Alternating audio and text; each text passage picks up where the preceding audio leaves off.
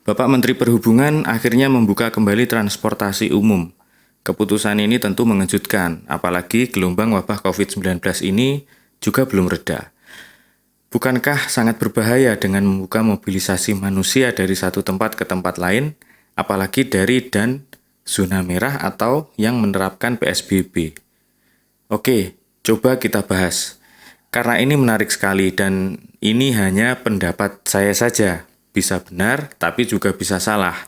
Kalian pasti juga punya pendapat masing-masing.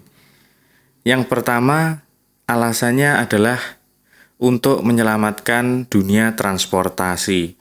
Karena katanya kalau ditahan lagi, maka dunia transportasi kita tidak akan tertolong. Ini berarti alasannya lebih kepada ekonomi. Agak susah memang kelihatannya untuk mengambil keputusan ini.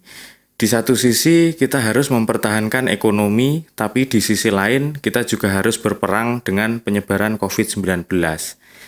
Dan memang sepertinya ini adalah dua hal yang sangat bertentangan.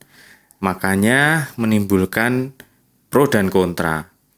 Yang kedua, meskipun transportasi dibuka, tetapi penumpangnya akan sangat dibatasi. Ada kriteria khusus bagi orang-orang yang akan menggunakan transportasi umum.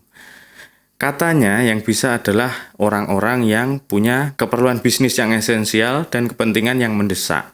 Dilarang digunakan untuk keperluan mudik, serta tetap menerapkan protokol kesehatan yang ketat.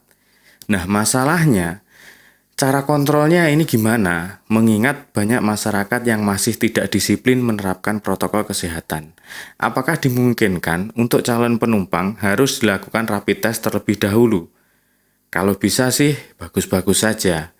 Tapi rasanya kok sulit dilakukan, meskipun katanya ini sudah konsultasi dengan gugus penanganan COVID-19. Nah, kalau begitu, sebaiknya orang hajatan juga diperbolehkan dong. Asalkan tetap menerapkan protokol kesehatan yang ketat. Misalkan kawinan, itu undangannya tolong jamnya jangan hanya 1 atau 2 jam. Bikin seharian, jadi tamu undangan yang datang itu nggak bebarengan.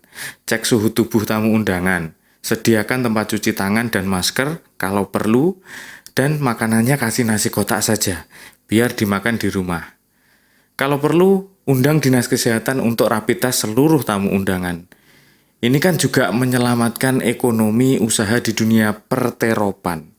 Misalkan tukang son, tukang terop, catering, jasa foto dan video. Kalau lama-lama nggak diperbolehkan kan bisa mati juga usaha mereka. Warung-warung kopi itu juga diperbolehkan buka. Asalkan tempat duduknya dikurangi separuh dan diberi jarak. Ikuti protokol kesehatan dengan ketat. Gara-gara warung kopi tutup, banyak usaha kecil yang lain terdampak.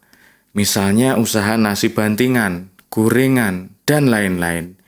Kan kasihan juga mereka yang biasanya setor dagangan ke warung-warung itu, udah lama mereka nggak jualan.